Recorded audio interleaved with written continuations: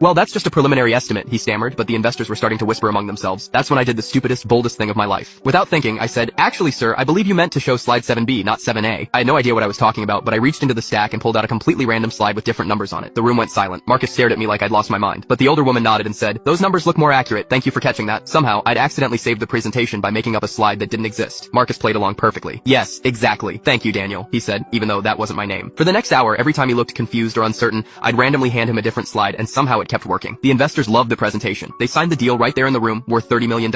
As everyone was shaking hands and celebrating, Marcus pulled me aside. I don't know what just happened, but you just saved my company. That wasn't even my presentation. I grabbed the wrong folder this morning. Turns out Marcus had been so stressed about his assistant quitting that he'd brought completely outdated materials to the most important meeting of his career. My random slide flipping had somehow covered up his mistake and made him look prepared and professional. How did you know which slides to show? He asked me. I looked him straight in the eye and said, lucky guesses. He laughed and handed me an envelope with $5,000 instead of the promised $1,000. But the best part came next. You've got good instincts under pressure, he said. How would you feel about being my new assistant?